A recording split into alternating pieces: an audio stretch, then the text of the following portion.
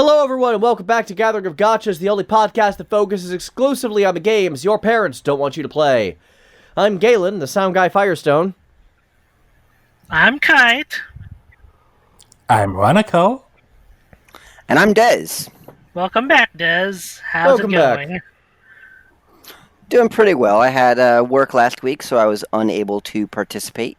That happens. You missed out a lot. We had Barrow still in your seat. Mm-hmm. You missed out on a lot of FFBE, so... Yeah. Fair. Which I don't play anymore, so it's not that big of a loss to me. And today's episode should compensate by being extra light on FFBE news. Yeah, we're going to try to not overload on that, because last week was an all FFBE episode for better or worse.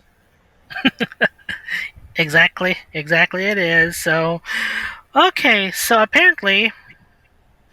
FF8 suddenly appeared so early this time around in the global version, so I'm definitely surprised. I'm definitely surprised that my resources weren't enough to get either Squall or Seifer. What do you think about that, Rana? I think that is unfortunate that you didn't get them, unless you're asking about the unit themselves. Mm-hmm. I mean, look, I've always been an FF8 fan, so Squall, Seifer, and Quistis, I'm totally good with this. Like, what am I missing here? Yep. Fujin and Raijin. They're the 4 stars. They don't count. Yeah, I know. Well, there's only one banner in this, one unit in this banner that really counts, if you want my opinion. And that is? And that's Seifer, of all people. Really? Yep. Yeah, because Squall as a unit has literally nothing exceptional. He's a DPS unit, pure and simple, that is overclassed already at his launch. Quistis is probably the worst free unit we've had in ever since they've started releasing them with Gentiana. And Fujin and Raijin are 4 stars. Seifer, as for him, has his own niche as a provoke evade damage dealer, so that's at least something he can rely on to mark his own niche. Yeah, I've heard he has something like a cooldown that allows him to dodge 20 attacks or something like that. Yeah, same as Dr. Aiden, except this time it's on a unit that actually does damage. Mm-hmm. Oh. He has an innate 70% physical evade if you have both of his TMR and STMR equipped. Let's talk about the TMRs and STMRs actually, because those are probably the only real prize in the banner. Mm-hmm. Okay. So we have Squalls, which are some big, beefy, true dual hand damage dealing weapon and materia with some LB damage tacked on it. We like those.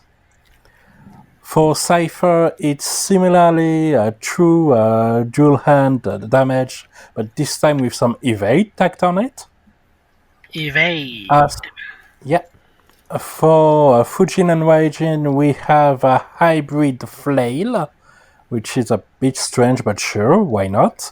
Why not? That's Raijin's staff. Yep. As for Quistis, her TMR is nothing exceptional, just a bunch of stats.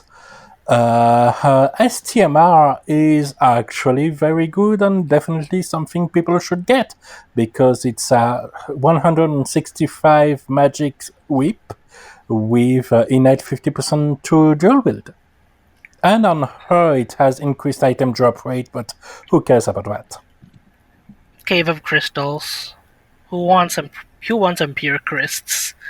I guess. Yeah, but at this point might as well use Xon. Yeah.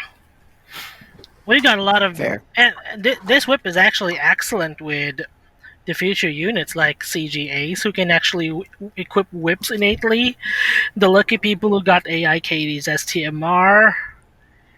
And yeah, there's also Ellie, which works pretty well with that. Mm-hmm. And Because she natively has a 150% shootable wield. Add the whip and you're done. Yep. Yeet. But yeah, overall, this banner is really nothing to go hard about, and might be a bit of a bait banner for the FF8 fans before we get to the actual anniversary event. I know, right? We'll talk more about that later on. Exactly, but for now, that's pretty much all the worthy FFBE news of the day, so might as well move on to another game. Oh my god, we're actually talking about something else 5 minutes into this. I love it. When I told you during production that I would have these units reviewed in 1 minute too, if we're talking about the TMRs as well, I was not exaggerating. Thank you very much. Fair enough. At least you're Well being played. true. I will say this true to much. I did use I did play FF8 on the PC originally when its original CD-ROM release, and I may or may not have used a trainer to add Seifer to my team on a permanent basis. Oh, that's nice. So having Seifer as pullable is not something I disagree with. Yeah, no, he's an angry dude, but he has something endearing in his complete rage about literally everything. Yeah, I agree with that. I don't know, I was an edgy kid back then. I enjoyed him. Same case with Opera Omnia when Seifer actually becomes a playable character. I'd be okay with yeah. that. Yeah, no, I've always had a soft spot for FF8. I like it a lot. I like it better than FF7. Which I know is a controversial opinion, but I do. That is not to say FF7 is a bad game. Quite the contrary. I've been making very clear that I do enjoy it. But no, I like seeing FF8. I would probably pull on this banner. They're very different games with very different atmosphere. And They it looks really like are. This one resonated more with you. Yeah, it did. It did. Also, Blue Fields is the gold standard for field themes in an RPG. I mean, honestly, FF8 is my favorite Final Fantasy soundtrack of all time. Oh, Same. yeah. It used to be. I think FF7 Remake might be beating it now, but FF8 was at one point my favorite and still more or less remained so. I'm still leaning towards FF14, but that's an easy because there's so many tracks. Yeah, that's kind of overload. I'm not as into FF14 soundtrack as you are. I'm definitely more of... I do like it, but there's way too many English lyrics in too many boss themes, and it just bothers me. I get it. Okay, and now that was our preview of our future game music podcast once we find a fourth person for that. Anyway, sure, let's talk about Arknights. All right. Okay, let's talk about Arknights. So we are going through an event right now, which we talked about very briefly last week, called Contingency Contracts. And what that is that's a real interesting one. Yeah, Ooh. Contracts sounds like Hitman in a nutshell.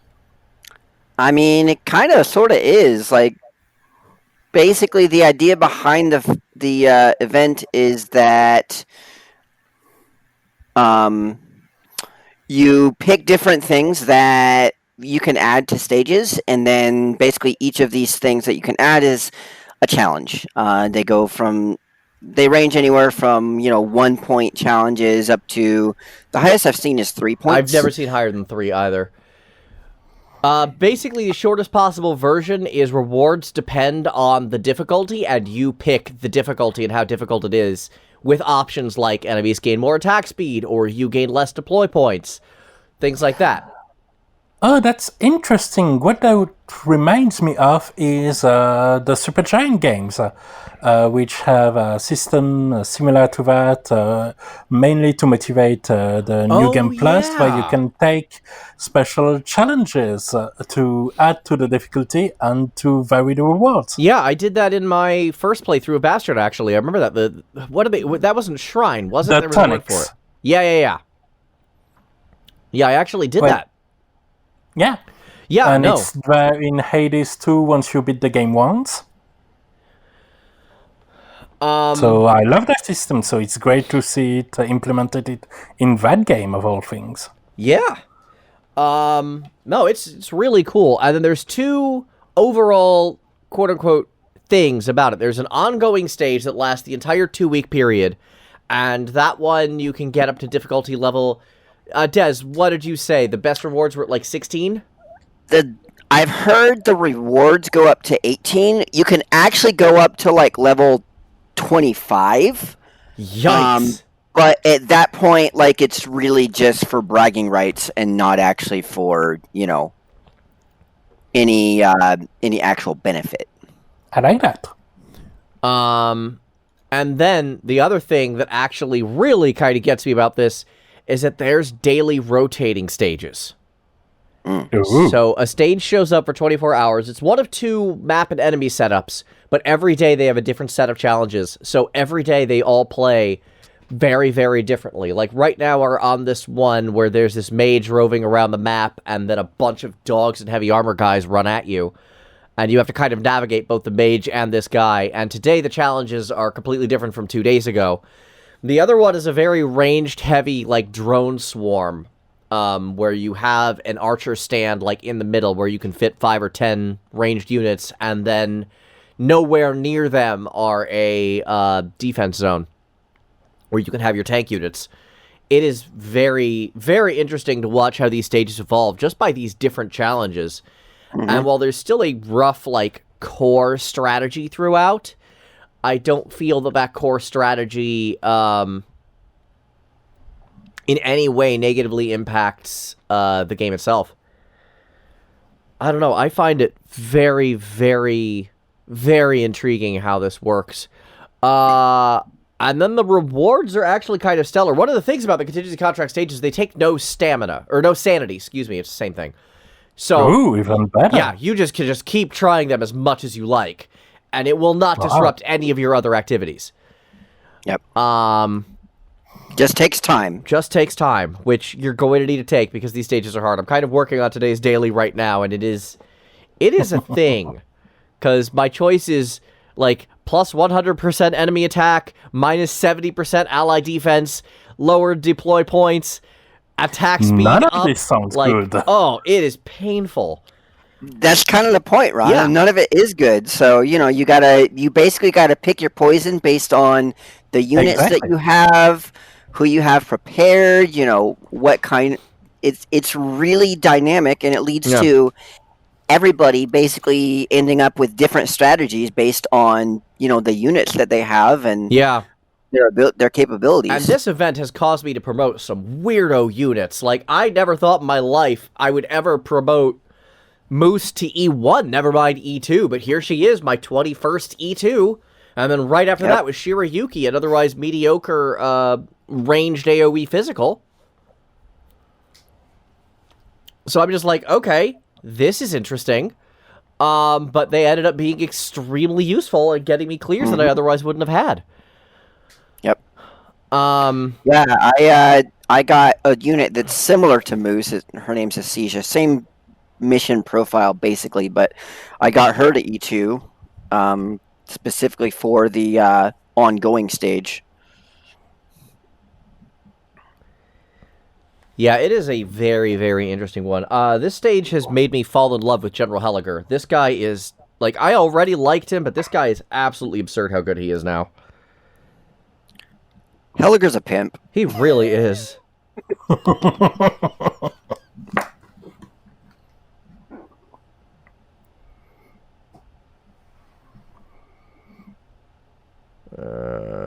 Oh, so close. Yeah, I'm still working on it myself as well. Helliger is a very weird unit. I don't think we've ever described him in detail. Basically, he is a block 1 guard who cannot be healed by outside sources except Angelina, or specifically, like, he can't take heals, but he can receive passive healing, is basically what it boils down to. Yeah.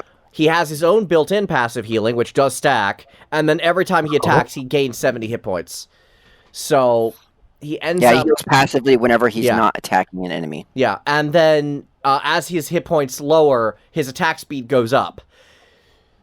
So he sounds like the kind of guy you stick far away from the rest of your troops to just duel an enemy every now and then. Correct. Exactly. That is exactly his mission profile, and he excels at it.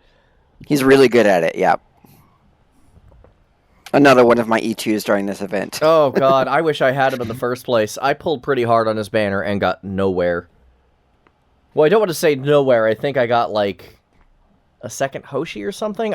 No, I didn't get Hoshi. I got something on his banner that wasn't him. Yeah, you got some 6-star. Yeah. I think it was my second Ifrit, now that I think about it. Who, fire good, but, like, yeah. Sadly, you can't deploy her everywhere. Yeah. Unlike Ajafala, like Helliger and Ajafala are the top of my want list. Ajafala is a single target caster who thinks she's an AoE caster and does really good at it. Or maybe it's the other way around, an AoE caster who thinks she's a single target. I don't know.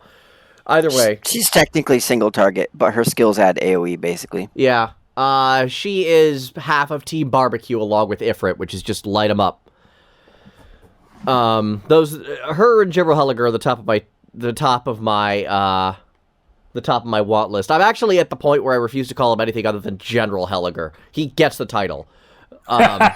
He's in General Leo land on that regard. Like I'm not calling him anything less than that. But yeah, no, these levels promote strategies like you wouldn't believe. Promote promotions like you wouldn't believe, but that's fine, because a lot of promotion mats are in the shop, and since the stages are free, the rewards are technically free if you complete the stages. Yep. The stages are challenging for sure, but they're definitely lucrative. So I do find myself very pleased with how, very pleased with how I'm really enjoying this event as well. This event is gone. I have a question. Right. Shoot. Does it have penguins in it? No. No penguins. Well, unless you Not deploy Magellan, who's a penguin girl, but that's entirely optional, and she's actually cool. I've actually borrowed Dez's Magellan a couple of times. Yep. There a couple of them like maximize the amount of people you can put to a squad, but Magellan's whole thing is she puts down drones that act as squad members.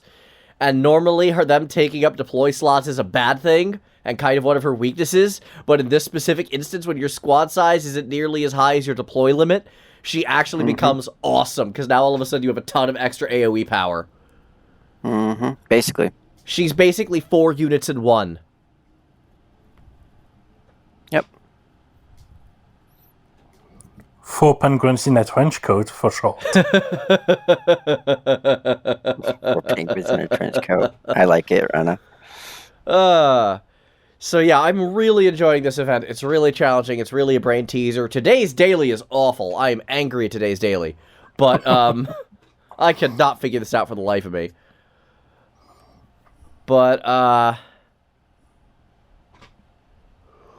excuse me. But yeah, it's... Sorry, I had to mute myself momentarily. I just beat Contingency 14. Oh, I assume that was a big yes. Good job.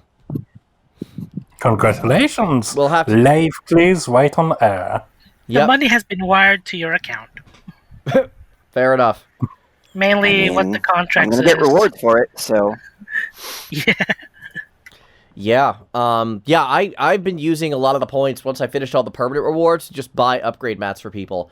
I have all of my 5 stars at E1 or above now. I love it. I'm able to do that. Which is impressive. Yeah. I'm not done. I'm probably going to finish my 4 stars. I'm going to try to today, assuming I can finish this daily. Because chips are on sale. Chips are the things that tend to take most of your stamina when promoting people. Like, mats you can kind of buy from the store. There's other ways to get them, but chips there isn't. Chips you just got to go get, and this time they're giving you the ability to buy E1 chips for people. Not E2 chips. That you still got to do the old-fashioned way. But the fact that I could just get E1 chips is awesome. And I think they designed it like that partially because this event requires, like, so many different strategies, right? Yeah. Because you're going to need a lot of different people, at least at E1. Like, I've actually seen a guide posted, I haven't looked at it, that does, like, through Risk 18 with only E1 operators. And I'm just like, huh? I don't even know what to do on this level. I'm so confused. Anyway, we're going to put the phone down. I'm looking at this contract list going, my options are all awful. Either my melee gets rocked or I can't handle the ranged. Like, what do I do here? Well, If I figure it come out. up with a strat for it later today, I'll let you know. Thanks. I may need to borrow your brain on this one. I don't mind sharing strategies on this one, largely because they are daily and they do come and go quickly. And again, it's free. It's not like it costs sanity, so it's worth it to help each other out. I also may need to borrow your Risk 14 strat, but I think that uses Aesthesia because of her hit 2, and I don't... It does use Aesthesia, but I'm thinking Moose can probably be subbed in for that. Durnar anyway, is we also should- technically an option, but I don't like her all that much. The more I Not use her, the more really. I'm like, she's kind of underwhelming compared to what she says she can do.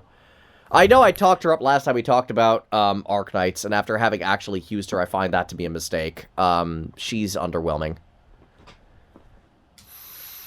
I will certainly let you know what the strategy was. But, that being said, we should probably move on to War of the Visions. No, we shouldn't, because we still have more Oh, wait, Arknights to talk about. Yeah, we still have more stuff. I'm sorry. Good morning. My bad. Yep. We're done with contingency We're done with contracts. contingency contracts. It's okay. I understand that not all people want to talk about anime.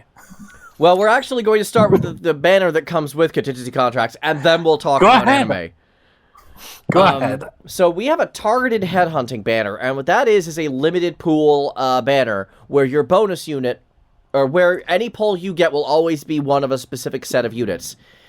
Now Any 5 or 6 star. Yeah, any 5 or 6 star. So the 5 or 6 star units are the 6 star units are absolutely absurd. Like, oh my god. Let me just look at it real quick. Good lord. Yeah. Aegifala, Yeah, Silver Angelina. Ash, Chen, Aegifala, and Angelina. I would argue that these are the 4 most powerful 6 stars in the game. Currently. Yeah. I don't think anyone has this level of raw power as these 4 individuals. They're basically bring the pain and bring it hard. Yeah. They are all extremely powerful, extremely useful. In Angelina's case, she completely became a star of my strat almost immediately after I promoted her to E2. And then Chen has been, like... When you One of my originally mains thought about ever. Angelina was like kind of meh. I did, and I have admitted that I am totally wrong on this regard. The 5-star operators on the list aren't bad either, although not quite the same level of power. Telopsis, damn solid healer. Texas, great cheap Vanguard who uses arts damage, which is very nice. Platinum, who is a very unique kind of archer who can expand her own range over time. Croissant, who I don't have, who's a very cool tank. Manticore, who's a block 0 AoE bomb, so you just stick her in a melee range and watch her smack and stun things. And then Swire, who's super underrated, who is a melee buffer who's supposed to stand behind a melee, and her range is enough to hit things in that melee's range while buffing that melee's attack. So, I kind of feel like Swire's underrated. I do use her in a number of strats. She's great backup for hard melee characters like Chen or like Siege.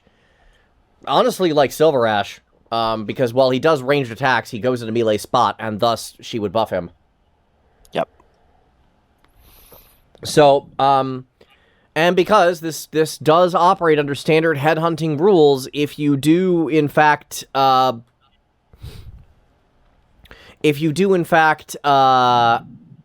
with this headhunt, you're within your first 10 rolls, you are guaranteed at least a 5-star. Yes. And that's not 10 plus 1s, or 10 rolls.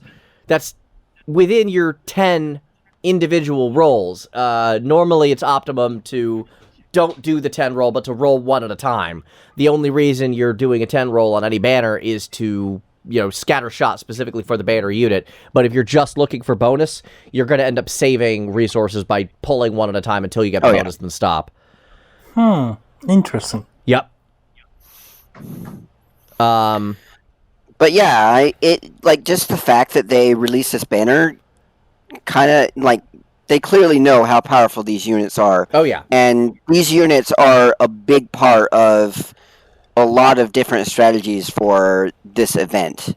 That I've used Chen just about everywhere guards haven't been banned. Yeah, Chen is a mainstay on my team. Oh yeah. Shoot. Aegifala and Angelina are both mainstays on my team. I want Aegifala so bad. Silver Ash isn't a mainstay on my team, but that's because I hate the guy. Yeah, Silver Ash is a jerk in story, so a lot of people I know don't use him. But in terms of sheer mechanics, he's awesome. So, like, you're not going to do wrong if you don't have an emotional reaction to him. Yeah, no, I mean, I'm probably lessening on my emotional reaction to him now. Like, I'll probably eventually use him, but, like... I mean, you spent the resources to E2 the guy. Which is about the only reason why I'm eventually going to use him. Yeah. I'm going to E2 him at some point. He was literally my very first unit. I got him out of the tutorial pull. I thought the tutorial pull was a guaranteed 6-star for the longest time because I somehow got silver out of the tutorial pull. Yeah.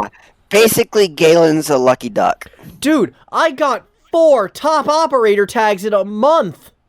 Yes, you did. How did that happen? That's 4 free 6-stars.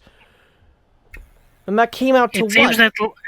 It maybe seems like luck in other gacha games when you got pulled back to it. Maybe yeah, paid we'll it see. Off. I'm still debating whether or not to get into Sino Alice. We'll see when it releases. We'll see when it releases. We'll see. It's also going to be an interesting topic once it hits live in global. Yeah. Yeah, I'm definitely looking forward to at least covering it to cover it. Because it is Taro Yoko, so we can expect a lot of crazy. Of course. Anyway, so that's what is. Let's talk about what's upcoming. They released a very, very slick anime preview video for Chapter 6 of the story. Which I gotta say takes some absolute chutzpah. It kind of shows how popular this game actually is, and I feel like I kind of underestimate it. Oh yeah, no, it's big. Yeah. No question about it. Like you would. I've seen talked about in completely unrelated places several times. Which is kind of incredible, amazing. And I think I would have wondered for a while who are these characters I see so much artwork for if I didn't share, bask in your knowledge of Arknights for this very show. Fair enough. Yeah, I don't want to say too much on it because mostly it just covers the event of Chapter 5, but man, it looks slick. They put some production into this.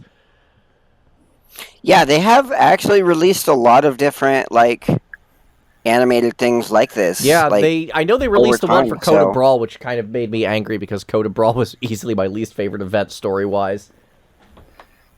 That was the one with Penguin Logistics, and I'm like, I like these characters, but man, this story was bad. Maybe it's because there's a penguin in it, or... The penguin didn't help. It died a lot like Kenny McCormick did. Kinda, yes. I mean, it only died, in big air quotes, once, but... Yeah, but then they had an off-screen conversation where he apparently died even... they recounted the many times he died before. Yeah. That's a lot of screen time. Yeah. But, yeah, I'm seeing a lot of gacha games releasing anime trailers. Anime-esque trailers. I mean... Yeah. It's not just Arknights. Can be any other gacha game we know. I've watched this several days ago, and I find it really, really weird in a way, but it's still nice because they did work hard to make this scene. Yeah. Yep. And again, I appreciate that level of work. It does make me want to see Arknights. Like, I know Yostar is capable of doing games that aren't just the gacha because we have Azurling Crosswave. Like, please cross this over into some other kind of game. I would love to see, like, a hack-and-slash actioner set in this world.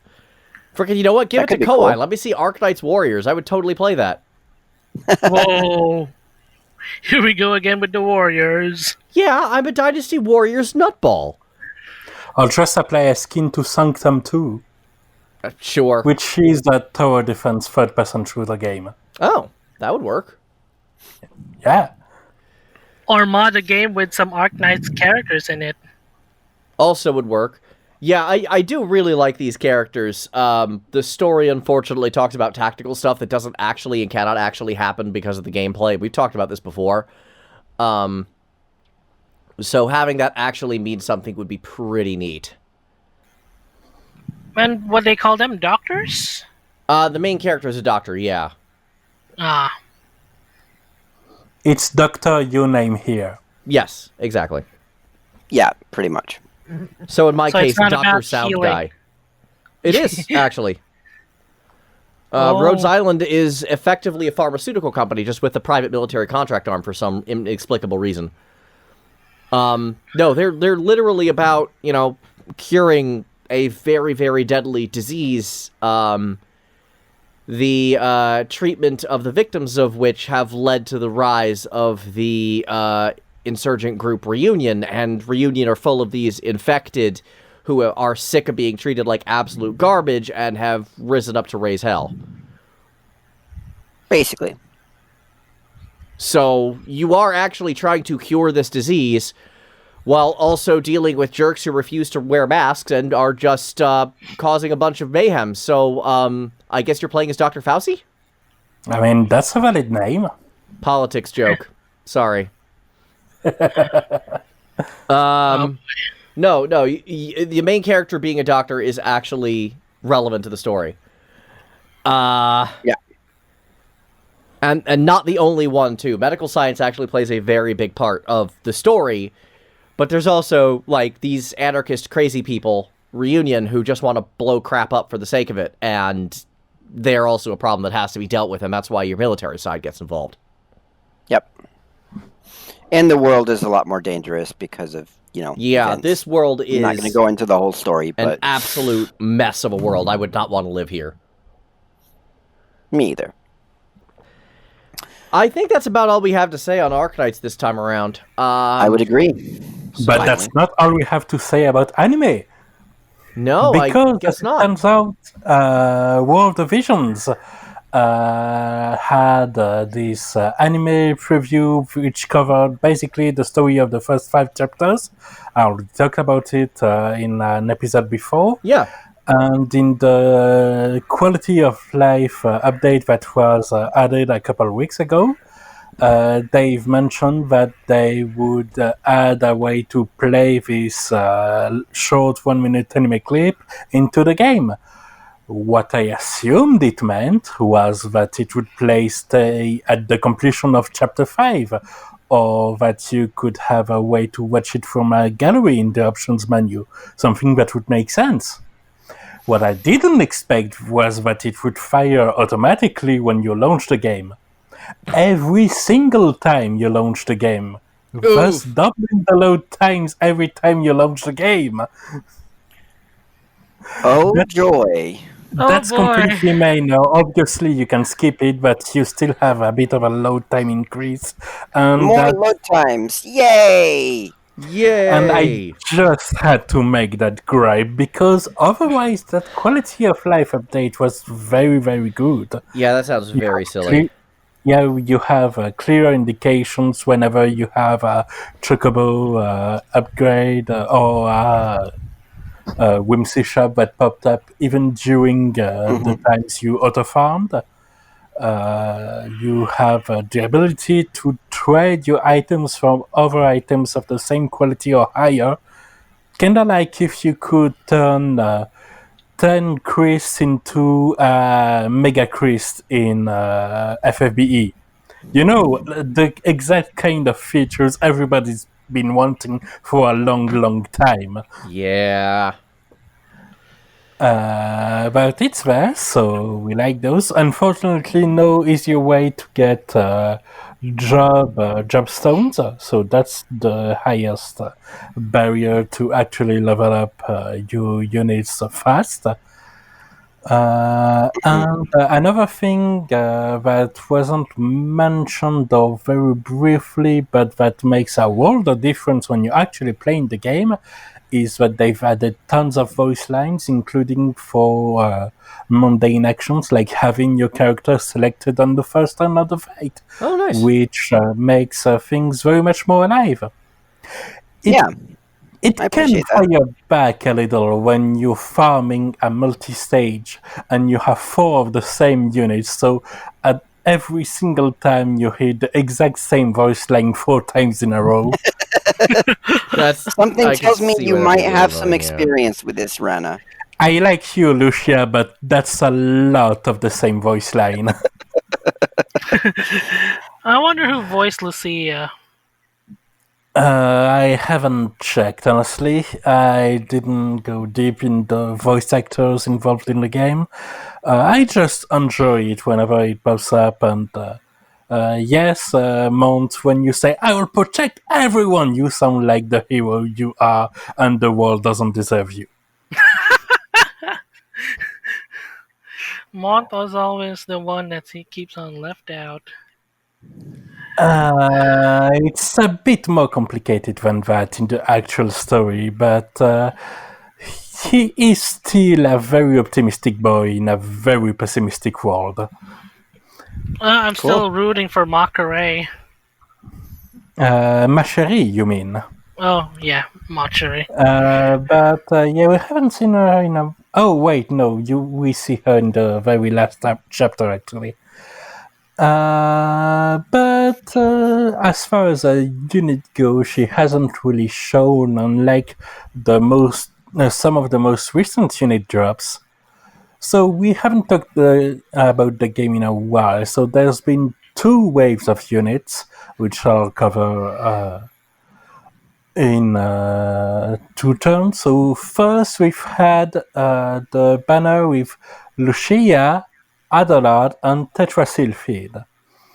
Lucia was and is the first of our double gunners, which is like a gunner, but twice the guns.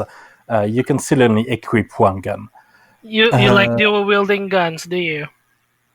Actually, I'm more of a big rifle guy, but it looks nice on her. And the skills are pretty cool too, with some possibilities like chaining up to 4 hits in a row on her own, which is a tremendous help on mission, and some interesting AoEs as well. Overall, she's a very powerful unit, and the base for one of the 2 ways the meta are going. In particular, she's great at tank busting, because she has innate piercing armor, and buffs to add even more to her and units around her, so she really helps shreds the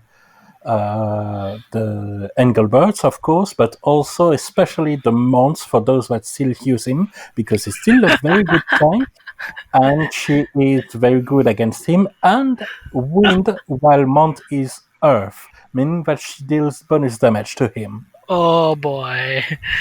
For those who are not Mont, their defenses are useless against her. Yikes! Yeah, pretty much. I mean, it comes to a point where I'm actually not even using a tank anymore in Arena. I find I have better results just going full ham with Shiza, Lucia, and Orlando. Oh boy, it's gonna be fun! As far as the other releases on the banner goes, we have Adelard, which is an MR unit, not a UR, and he's a red mage, and most importantly, as a red mage, he actually has a red mage hat. Good! Yay! Yay! That's what we've wanted. I don't care if you have less power than Miranda, you are a better red mage. Yes! Hooray for red mage hats.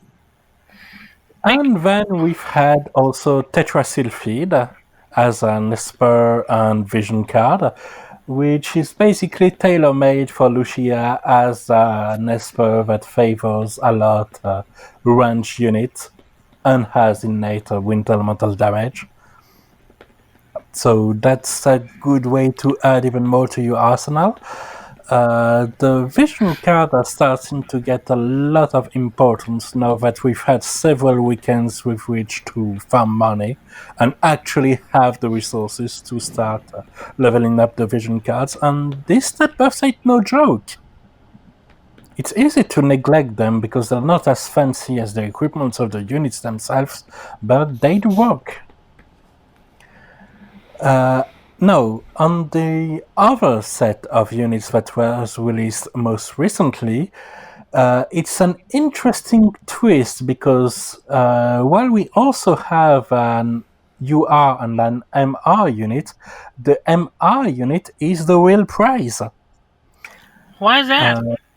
Well, that's because the UR unit is a Dragoon, and Dragoon in War of Divisions, as it currently stands, are not very good. Ouch. Because the jump have charge time, and if your target moves while you're charging, you jump in on a big pile of nothing. That's a big irony right there. What? She's a bit better than other current Dragoons such as Alder or But shoot, I forgot her name. The one that's also Eileen. There we go. But hey, it should work against stationary enemies if there is one. Yeah, and the meta is currently on not being stationary, and that's not going to be solved. Oh boy. Dragoons don't have really the time to shine just yet. Meanwhile, we have Miranda. No, not Miranda. We have Salire, which is Adelard's sister. So we're having a family of MR units there. And she is... What is she? Basically, she's Mediana with a Thunder element and no LB. But other than that, she's about as effective as her. She is probably one of the best mages in the game right now. For an MR? Yes. Well, that's the thing. It couldn't have gone that smoothly, unfortunately, so there's a caveat, which is that we're having missions to have plenty of shards for her, and even missions to have shards for Viktora if you pull her early. But so we have ways to enhance her. The problem is pulling for her, and kinda like Gilgamesh, she has a decreased pull rate. This thankfully doesn't translate to more expensive materials, but she is only a 1% drop when featured MR is normally a 2% drop on their banner. Okay. I see. Yeah, so that's unfortunate. They know she's a rare treat, but I don't personally think that's the right way to emphasize that. But point is, even if she is probably one of the best MR units alongside Mont, chasing for her is probably dangerous, and I wouldn't recommend it. Ow. Yeah. Sounds like bait to Chasing for me. any unit's often dangerous. Yeah, but if you get her off banner, she's a great one to level up. Sounds like it. Yeah. Now, I've also had some interesting experiences these past weeks when it came to progression. Okay. Because, alright, I got Lucia, but it wasn't per se on her banner. What we've had as she released was a step-up banner. The first we've had ever since the beginner one. And it's similar in structure where you get several steps, and the final one has a UR guaranteed. You get your first step at half price, your second step at 3/4 of the price, and for the third and fourth steps, you get tickets that let you get non-farmable resources, 50 of them, whether it is fragments or souls. And so that's pretty helpful. And I got Lucia on the second step, so I thought naturally, well, since this step-up's release is at the same time she released, she has a rate up. No, I just was a dirty lucksack. It sounds kind of like Galen with his tutorial pull. That's exactly the situation. You're walking on sunshine. I mean, well, it's an intended pun because summoning UR units sounds like they're on a fashion show. Yeah, very much. They straight down the walkway. Yeah. And Lucia has this particular sense of style, so that helps too. I've been using her, but I haven't fully leveled her or anything. I just kept her at the basic usability threshold, which is 3 limit break. And she's been doing great work, especially for the raid event, which I'll talk a bit later. First, I will come around to talk about one thing I've done for her, or tried to do, but I haven't finished yet, which is to get her a weapon. Because I didn't have any gunner, I didn't pull for Frederica, so I didn't have any great weapon, and the stage to farm the Ras Algethi lasted 2 weeks, along with her release, which is her best option for a gun. I farmed this stage since it released until the very last day it closed, and I barely managed to scrounge almost all the materials I needed. Almost. To have the weapon at +5. I have currently 2 of these weapons at +4, but I can't take them to +5, not because I lack the materials, but because I lack the books you need to enhance the guns to have them fully leveled up, to be able to be used as a material, to fully level up the next one. A point being, weapon farming is definitely a bit of a pain. And it's taken a lot of my resources. I literally ran out of stamina potions.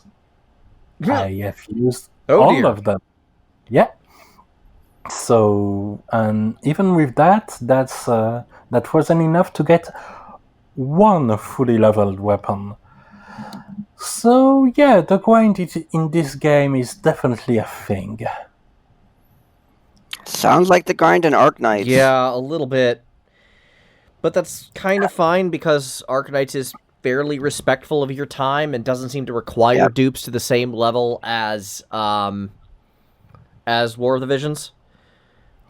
Though here it's more a matter of disrespecting the real life time.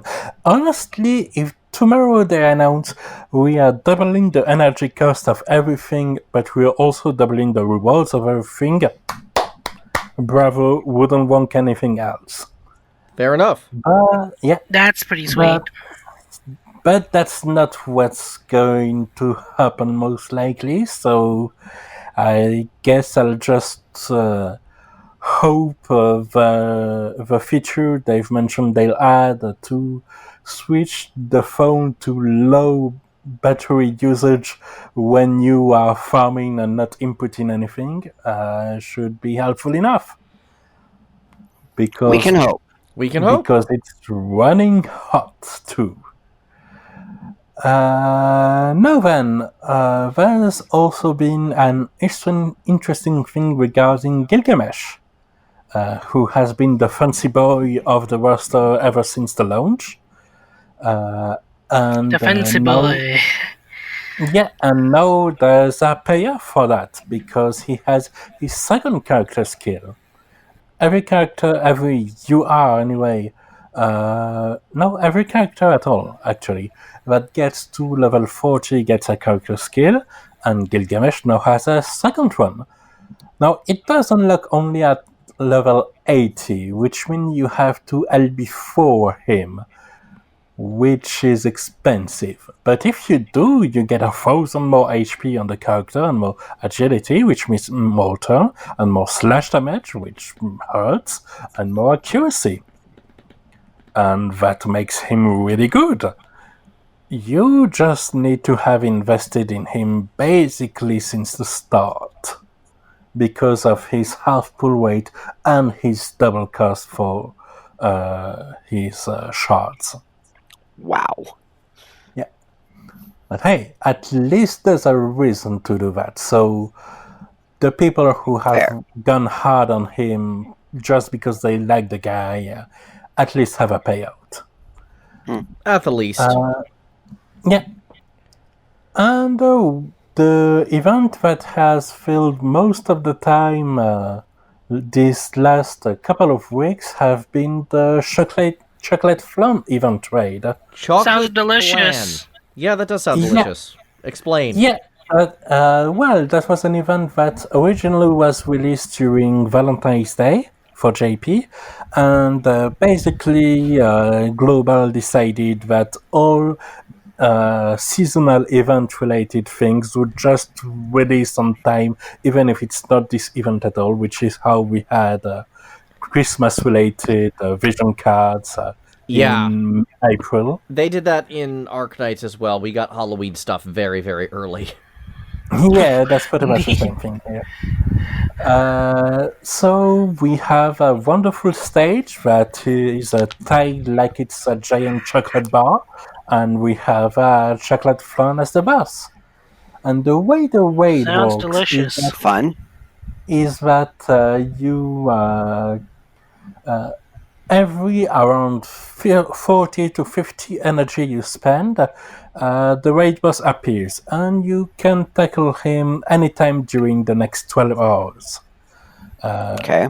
And once you challenge him, you just go ahead, go in for free, no additional energy costs, and you get some currency and materials once you defeat him. Now, the cost incurred is when you start getting in the higher levels, because every time you defeat the chocolate flan gets tougher and tougher. You Right. gotta be kidding me. No, Yeah, that's... he increases in levels at each clear, and his damage... That's how it worked in FFBE too. Yeah. Yeah, and his damage doesn't increase a lot. It's his HP and his tankiness that increases a lot. And every attempt, you have a limited amount of action you can take against him. So eventually, you can't just clear him in one go. And it's when you go for the second, third, and so on times that you have to actually spend the raid orbs. So that was a bit strange on the first few days, because we had these raid orbs refills items, and a lot of us were like, what are they even used for? I'm not spending anything. I can raid forever. It's great. And once you reach your 40th or 50th clear, it becomes very obvious why you had to have these raid orbs. Especially given that the boss is very tailored towards the latest units. That's because he has a huge resistance to strike damage, which isn't that relevant, and most importantly, slash damage, which is most of the good units we have, save for Frederica and Lucia and Mediana. And I guess Ayaka can spam comet too. So much for delicious chocolate flan. I mean, I had a Lucia, so I went pretty well, but it was definitely a tough grind for a lot of people. And the multiplayer aspect as well was... I had a few problems with that too, because on paper, what it did with the rest of the multiplayer content, which is you can't do it solo, but you have better rewards if you do it with several players. The problem is that since the initial clears and a lot of the lower level stuff doesn't cost resources, you aren't tempted to join in the other stages to help them clear the stages and get this clear for free for you. Also, you can't stay in one raid room and farm, because once you've cleared the boss, you have to make the boss appear again. So the multiplayer experience was pretty terrible. Because all rooms were instantly cleared for the first few days, and then nobody joined for the next few days, and then on the last day every room was full again. Seems like they're rushing. Yeah, and I think they need an incentive to join other people's room for the next raid, because if they keep the same system, it just doesn't work. It honestly just doesn't work, Fair. and it makes the task more of a grind that it has any right to be. Yeah. The rewards were pretty good. We had some rainbow fragments and yarn balls, and an exclusive UR accessory, the Alexandrite ring, with the materials to craft them.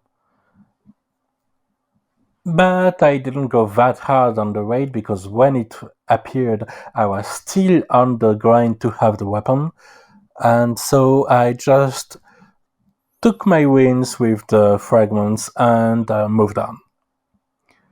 Which is what we're going to do as well as far as games go, because that's most of the World Division's news, and so we can move on to Dissidia Final Fantasy Opera Omnia. Yep. What have we missed these last couple of weeks, Kite?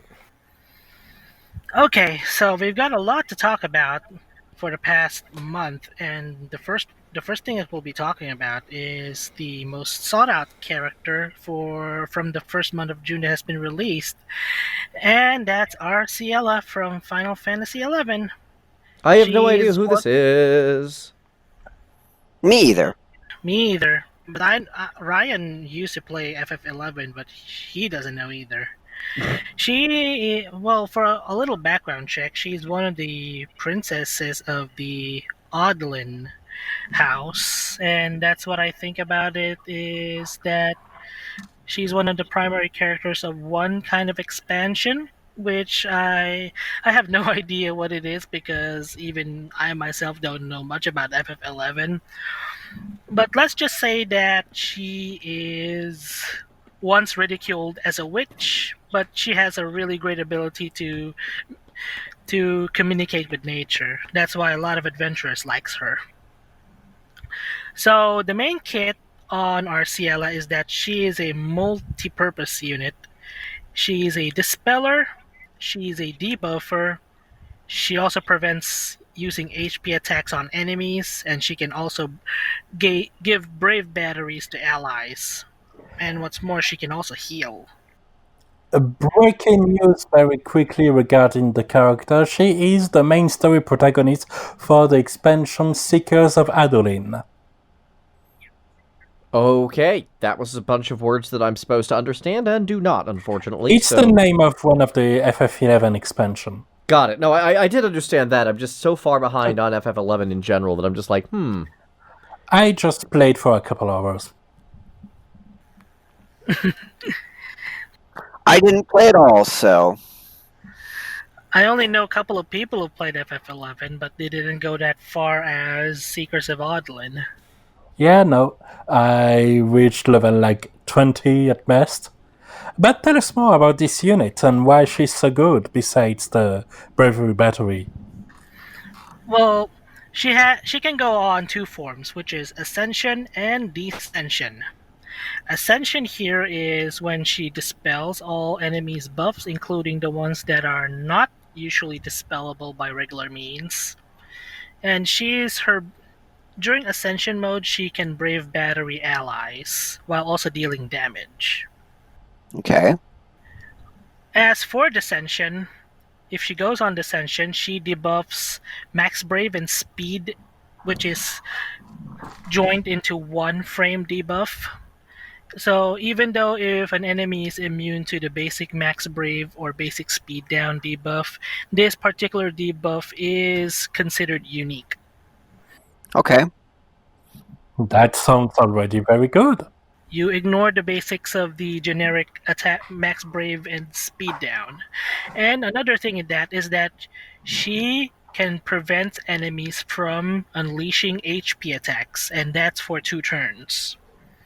Even though if an enemy reaches a high Brave capacity, which is about to be using an attack that will nuke you, RCL would say, "Nope, shut up." That sounds also very good in a lot of hard I'm trials. liking what I'm hearing about that. And her EX weapon ability is It's basically a AoE split damage HP attack with high Brave battery gain for everybody, including herself. So Sounds good. It's really effective when you're on the summoning phase, so that you can get high Brave gains for each of your party members. So she sounds like a good unit that does a lot of unique, diverse things very good. Yep. The primary pioneer of the HP silence is Kefka, which has been released a long time ago. So Arciela got a lot more than that. And it is also really good because a lot of people who are returning players, including myself, don't have any debuffers or dispellers, which is a very, very big main problem to me. So I did got Arciela after 15,000 gems, so that's 3 multiples. Congratulations! And alongside that, she's gonna be really good post-Chaos era. And I think she really is still, depending on the situation. She is a magic-based unit in general. Okay. And up next, we've got this mission dungeon event that's going to end this Thursday or tomorrow, depending on when we will have this episode be on its recorded version. I keep on forgetting that term. And actually, 2 of the characters that are featured got their ultimate redemption from the most, let's say, the most worthless or useless characters to definitive monsters. First up is Cyan from FF6. Okay. He literally is one of the worst characters in the game previously because all of his attacks are only brave damage. He doesn't even use any HP damage, but now he got a rework. And take note of this, his skills can now ignore defense and can now guarantee hits which ignores evasion and can cleanse debuffs of the entire party. He also got his EX weapon right off the bat. It's really good. He can now ignore a lot of enemies' defenses that are, say, impossible to even deal damage with. He technically ignores that now. And this time we also got Fujin from FF8, who got her EX weapon and rework. She's now a really good launch character on her EX ability. She can also imbue Wind Elemental to everybody's attacks, and it's not a buff, it's a field effect. As long as she is on Wind mode, she can imbue everybody with Wind Element. There's also her Wind Imperil, which is really nice. Pair her up with a Pandemonium summon with the rest of the party, and using her EX ability, she can make everybody get launched by the time you perform an attack on them, and there's also Wind Elemental damage as long as the enemy is not resistant or immune to wind. Wind character does wind stuff. Yep. I respect it. You know, Fujin. Rage. Okay. Moving on, we've got, of course, you guys play FF14, so you all know who this is. Alphinod recently returned last week. Oh, hi, creepy elf. With his lost chapter, and now he got an EX weapon, which is a tome. From the name, it says Lemegeton. Yep. I'm going to have to leave that to, Nope, I don't play Scholar. Okay, you then. don't play Scholar? I should level it, but right now I don't have. I know that I've looked a bit at how Alfino acts in Upper Omnia, and it's nice that he has both his Moonstone Carbuncle and his Obsidian Carbuncle. That's pretty cool. I take it he can switch between a more supporting role and a more offensive role? Yep. Well, yep, I found his EX weapon. It's Lemegeton. Okay. Lemegeton. So Lemegeton allows his EX ability to actually use Obsidian combination, which in fact transforms the Carbuncle into the Obsidian version. Right. I've seen the Obsidian Carbuncle in 14. And his Brave and HP attacks becomes double HP attack combo, which is really nice because he also gets Brave cashback. So instead of getting 0 Brave on one attack, he gets back like about 1/3 of his Brave back, so that he will not be at risk of getting broken. The thing is, if you switch to Moonstone Carbuncle, the Obsidian effect will be removed, and vice versa. And both effects are removed, however, if he gets broken. Another thing about Alphinaud's EX ability is his second ability, which is the... Let me check again. I think I lost it. Okay, Radiant Obsidian, which allows his next turn to have a free ability use. So if you either use Summon Moonstone or Energy Drain, or his Crystal Strength 65 ability, the use cost will not get reduced. And on top of that, including Alphinaud, Ida gets reworked, and she got her EX Awakening. Nice. EX plus Awakening. So rumor has it that she's now a really good attacker. But in this case, a lot of Fist users are competing with each other lately in up to date. But the last Fist user was Prish from Arciela's event, who also got an EX plus Awakening. But I still hear that Ida after EX plus is really good. So those Ida fans out there, if you got her EX early on several months ago and you want to make her the best out of it, go for it and awaken. As for Alphinaud, he's a beast now. I mean, he can do magic damage, he can do free turns, he can even heal the party. Sounds useful. And the carbuncle's cute. It is. I have an affinity for cute things. That's why. No, really? Never would have guessed it. I suddenly got his EX out of boredom. I got it, and now I got a cute, fluffy companion with me. Good for you. Oh, I gotta wait for Alicea, because I like her design. I like her art design. It really fascinates me. Yeah, I actually just got to the point in 14 where she crossed class to a sword class. Right now it looks like she's a gladiator, so I'm not sure where she gets Red Mage from, other than, still doing magic stuff despite stab.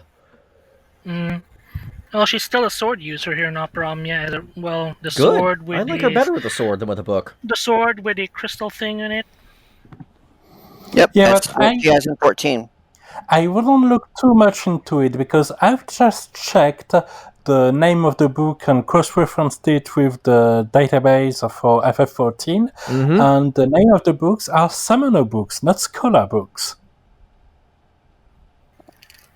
Well, yeah, because even in the story cutscenes on Alphinaud's last chapter, he's not technically a summoner. But he did call a carbuncle. He did call a carbuncle, and it's... To me, I don't care if he's a summoner. The carbuncle's still cute. That's fine. Summoner is a subclass of Arcanist, so that's not really that weird. Yeah, no, it's the same subclass. It's just that I would have expected him to be more of a scholar than a summoner. Yeah, he does do a lot of healing for a so-called, And technically, he's an NPC with an exclusive class, but it's interesting as that... I've said, he's got a book and he's got a carbuncle. He's closer to Arcanist than he isn't.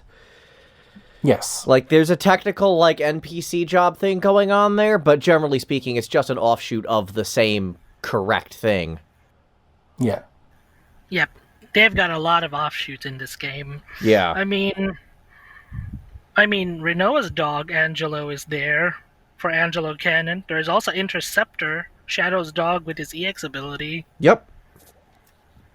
And Chelenka, who is Yuri's twin sister, who is also participating in battle with Yuri's EX skill. Nice. Companions do appear a lot as offshoots and special references. Good.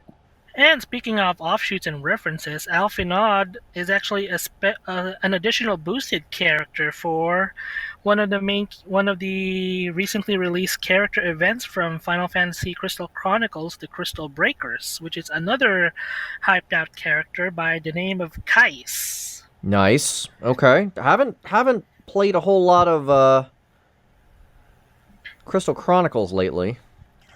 Mm-hmm.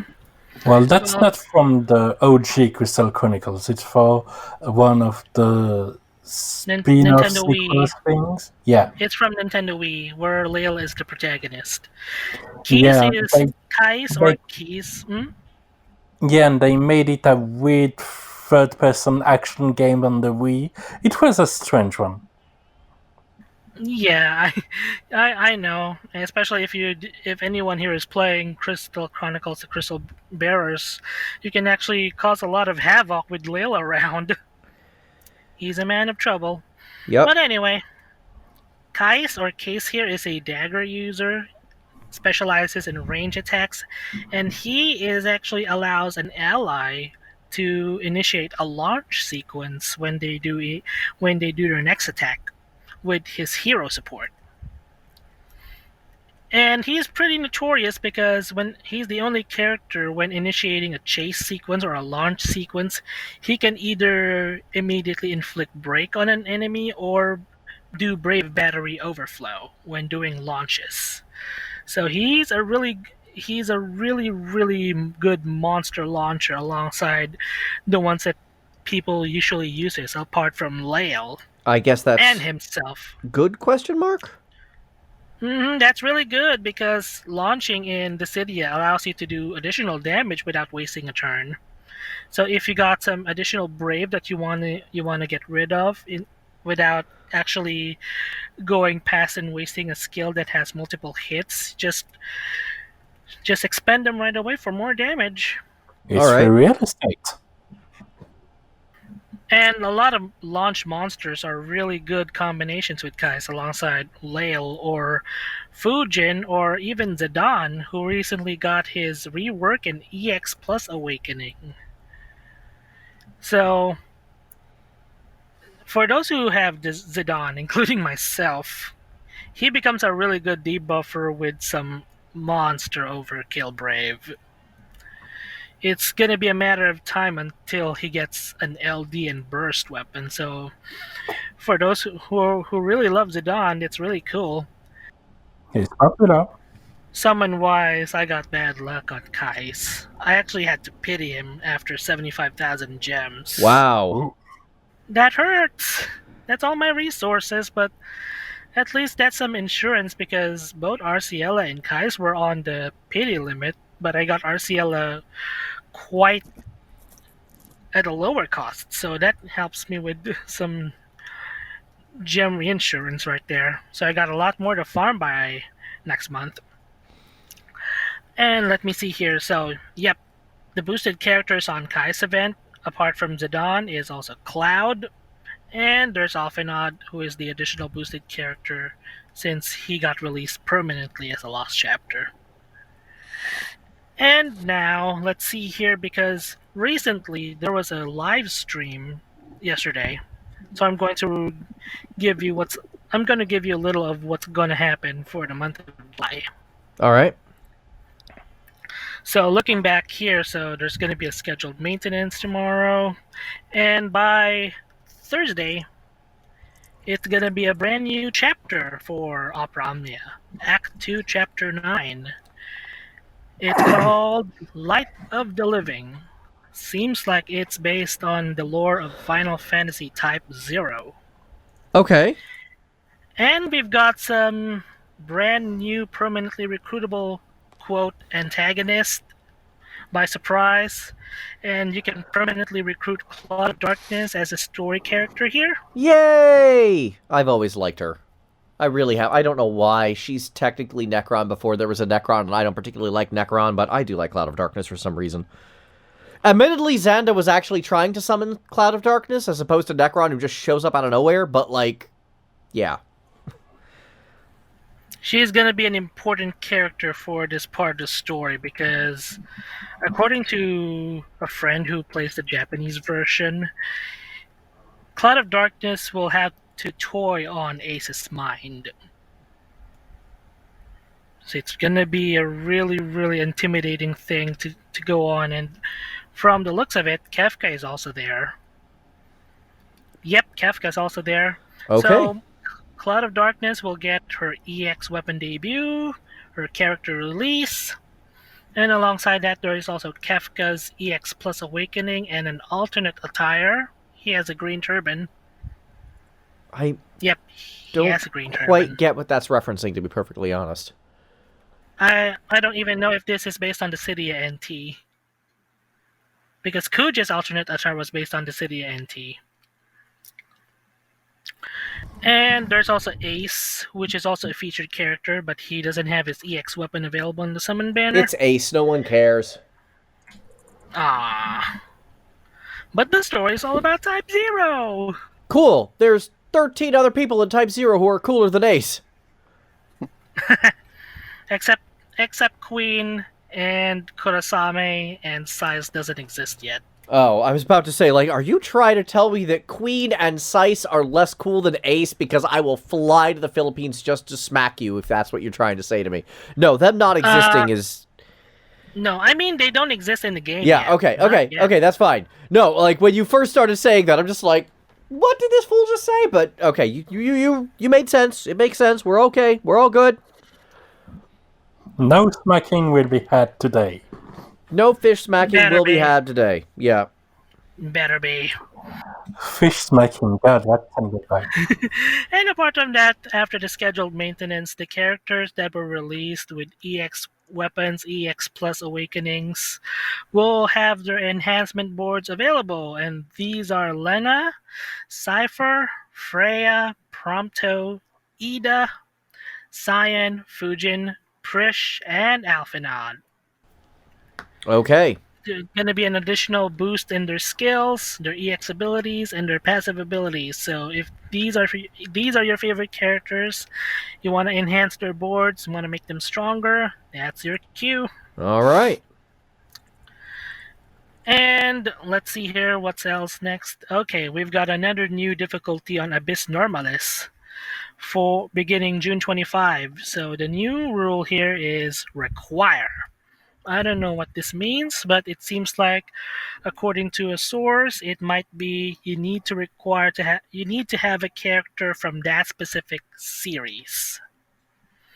For example, the quest requires you to have Final Fantasy VII characters. Your party must be composed of a full Final Fantasy VII character roster for your team on that particular quest. So we got a lot of characters in Opera Omnia. It's going to be a really, really unique way to clear quests with a specific FF game or specific weapon type or crystal type. Who knows? We're going to find that out maybe this Thursday. And maybe on the next week once we got another brand new episode. And just one more thing to do here. Okay, let me see. Okay, here's one more thing that I'm going to talk about. So, it's going to be available on June 29, and that's Aphmau. Lost Chapter is going to be available permanently with her EX weapon. Before that, I'm going to do one more announcement here, and let's see here. This June 29, next week, Aphmau from Final Fantasy XI will become a permanently recruitable character as a Lost Chapter event. She's gonna have her EX weapon available. That's her debut and awakening. So that's a lot more to offer. And of course, there's also her rework. I think I'm gonna tackle more about Aphmau next week because I don't have her recruited, so I have no idea what her abilities looks like. So it's going to be a really interesting topic next week. Okay, so that's it for the City of Opera Omnia. And now, let me see here. Oh yeah, we got a topic of the week here, which I think I better be afraid now because Galen might have something to tell me about. And actually, what defines a bait banner? Only No, the don't fandom worry. and literally nothing else. I disagree. There is Well- something else that also defines it. And as far as I'm concerned, that is hindsight. Yeah, but that's only available in hindsight. That's not available at the time at all. And I'm sorry. In a genre That's of part games, of my point, really. in a genre of game where growth is constant and never required the top tier of the meta, unless you're in like the worst game possible. I remember there were some games where you really required the top tier of the meta, and you do not want to be playing those, believe me. And then, like, one of the stupidest things I have ever heard in my life, and I wanted to just smack the person who said this, was after, I believe it was the Long Beach Fan Festa for FFBE. They announced the Kingdom Hearts units right after Christmas, and someone called out Christmas was a bait banner. I wanted to kick them in the groin. That is the stupidest thing I have ever heard. No, it is not a bait banner. It is Christmas. There's Christmas every year. There's always going to be Christmas. This is not new information. And as it turns out, Kryla was a long-term awesome unit. Probably had more longevity than Christine did on that same banner. And honestly, the Kingdom Hearts units, they were fine. They were good, but like I don't. It just kills me, this idea that somehow they're intentionally trying to drain resources from one thing to put to another. And I'm sure in rare occasions that's the case, but I believe the fandom overblows it to the point where the idea of a bait banner has completely lost its actual meaning. Yeah. Besides, I would personally- argue... No, go ahead. I personally think if you're gonna pull on the banner, it better be worth it to you. You know? Yeah. So, if you're pulling on a your current banner resources- that's worth it to you, that's never bait, because that's going to give you a benefit if you get something off of it. Yeah, I mean, What I just feel like people calling things bait because they think that the creators are trying to make you spend resources before something else comes out. I think that's kind of a load of bull. Yeah, because Maybe on creators occasion it are happens, always but- trying to make you spend resources 100% of the time. That's the point of these games. If one is more effective than another, cool. And if you're one of these guys who fails to anticipate something that you have no way of knowing is going to happen in the future, congratulations, you're a human being, ? Like, what am I supposed to say to that? I think there's two things to alleviate a bit what you said. Okay. And one to comment and one to alleviate. The commentary is that when it comes to draining a person's resources to have them actually purchase some gems or the likes, bait banners, in the common understanding of them, aren't the most effective way. No, they're not. It's to shotgun release several excellent units in a row. Yeah. I know the way I spend most of my resources wasn't when I had some good things and then some better things. It's when I had two banners which were exactly what I wanted in a row. Yeah. And it doesn't cost them anything more to make a good unit than to make a bad one. Oh, the difference is marginal. Pretty much. The other thing... No, go ahead. When I summoned last Christmas, I thought of it as a bait, but it turns out it was much more of an element of surprise. I never expected to get 2 Noels consecutively, Yeah. which is a really big benefit. I even bought the Prism, got the STMR, and it was a really good thing. It was never a bait to me because as a Christmas enthusiast myself, I really want to get those characters. I remember, even though there's a surprise collab that was attached to it, and people say, "Hey, it's a bait." Who cares? Yeah, it's really like I think my anger at the idea of bait banners is less that they do or don't exist, because I'm sure there are some cases where it does. My problem is the fandom constantly calling everything a bait banner just because the next one out is always going to be good. But that's the genre. The next one out is always going to be good, period. That's what gacha games are. It's constant growth. That's the point. Pretty much. Like, I remember... Now, that's another point that I believe facilitates a lot the appellation of what is and isn't a bait banner. Sure. And that's the fact that we do have a way to look into hindsight and have expectation as to what comes next, and that's the JP release schedule, meaning that every time something global exclusive or out of order releases, either it's worse and then it's useless trash and why did you invest resources in it, or it's good, matching JP and current releases levels, and then everything before that was bait in hindsight. Yeah, but that doesn't make any... I mean, like, again, how can you consider hindsight after the fact? Like, all that is showing that, hey, gambling isn't fun, which I think we all already intrinsically knew. That's the whole depth of what is known very commonly as surprise mechanics. Okay, alright, thanks. Like, my issue with, like, I remember there was one FFBE banner, I think it was also just after that same Festa, where it was just offering a bunch of holiday and global exclusive units as a guarantee on a step up with a limited pool. And I pulled that on stream, and people were like, dude, this is bait. And I'm like, no, this is benefit. There's nothing on here that doesn't help me. This is worth for me spending my resources on. Stop. Knowing full well that, yes, more powerful units may be coming in the future, but this would provide me an instant benefit now and would do so for a very long time. And as it turned out, I ended up, like, Lilith was my main tank after that for about a year. And then she downgraded just to off-tank after that. And I'm like, what am I supposed to say to this? No, this is awesome. Wait, when was that? Was it around Lunar New Year? I don't know. It was like January-ish. I think it was like around the Christmas time when they upgraded them, right?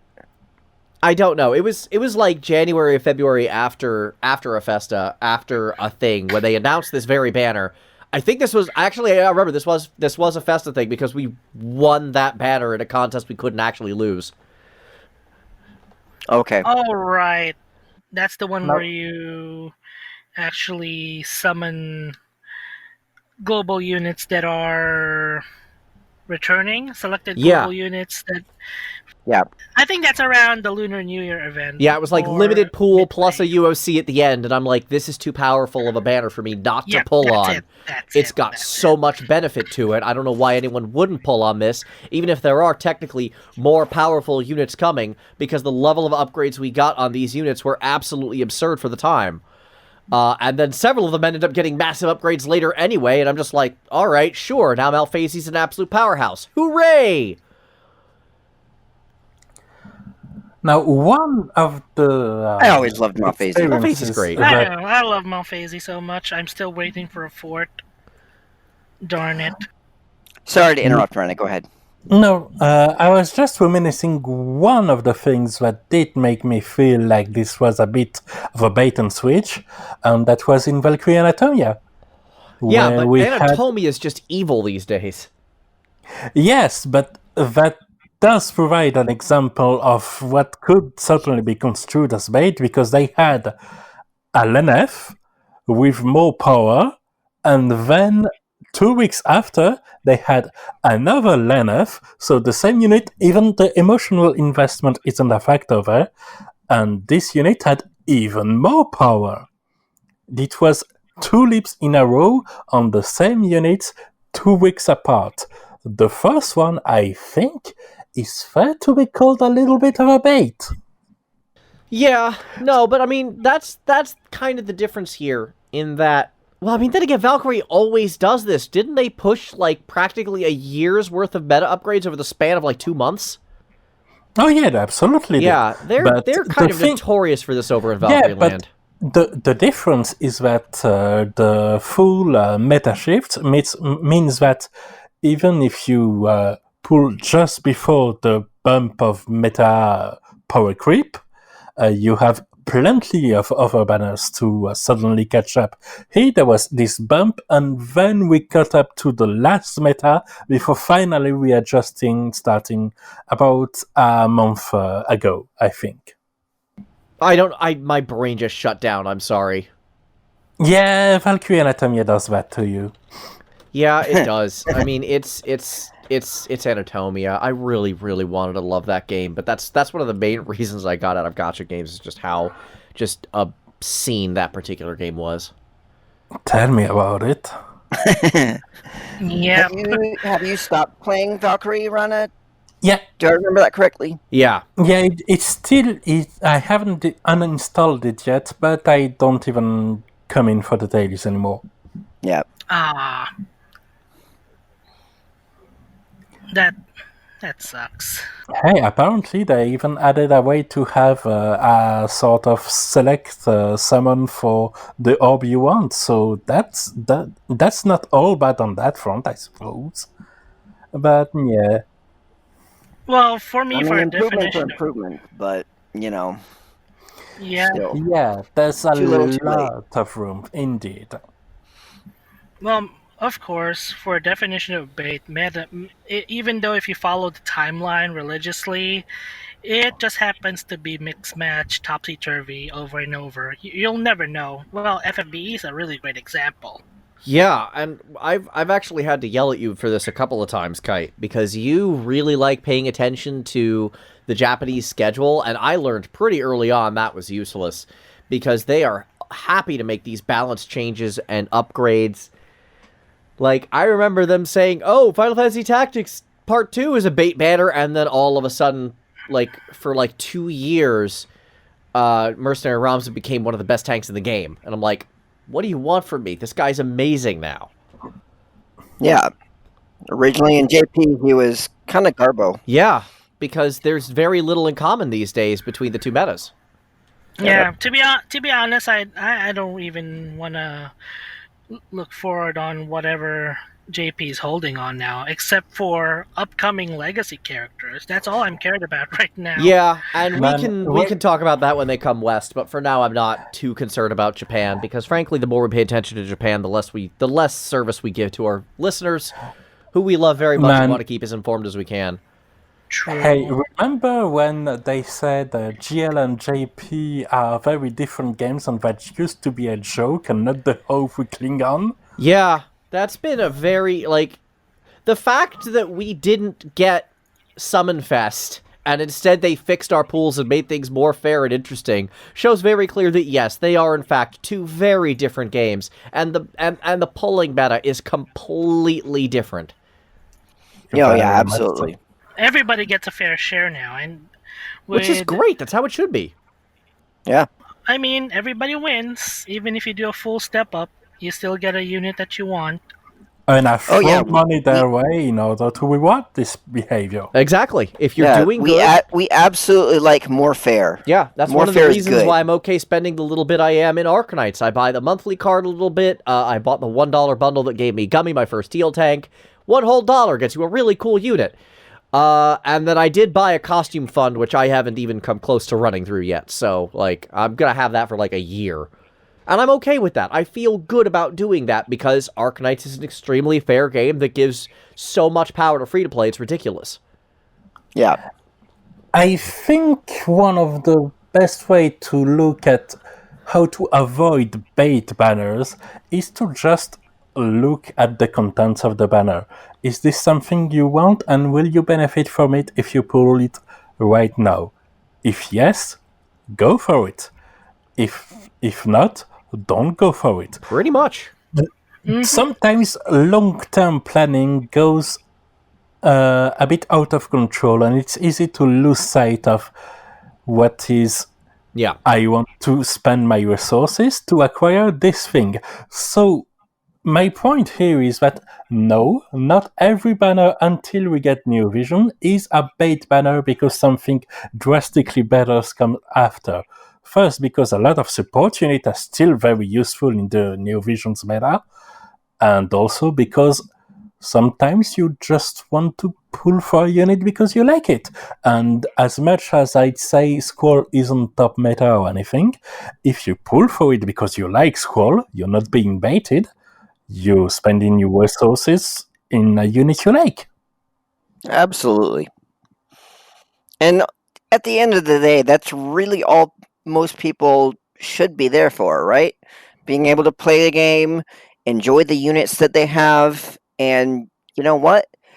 Even if you don't have the top meta units in pretty much all of the games that we cover, you're still going to be able to clear content. Will you be able to do it as easily? Probably not. Will you have to put in more work? Most likely. But you know what? You're still going to be able to clear the content. And at the end of the day, as long as you're having fun, that's what matters. Don't stress yourself out over this. If a banner benefits you, that's not bait. That's a good thing. You just got to actually be aware and read up enough to know if it benefits you. True. I'm thinking of a catastrophe scenario where, say, I pull for Vinera in World of Visions. I get her. The next week, they say, we have our first global exclusive unit. It's Vinera. She's like Vinera, but better. And I'll be like, who cares? I wanted Vinera. Yeah. That's pretty much the correct answer. Like, bait banners really only matter for meta chasers or fans who like complaining about stuff. With the exception of things like Valkyrie Anatomia, where they deliberately bait you. But again, Valkyrie Anatomia is evil. We've covered this. This is not... I have nothing to add to it, so I'm just nodding. Like, there's Valkyrie Anatomia, and there's super greed practices, and then there's these other games that aren't. It's really easy to kind of...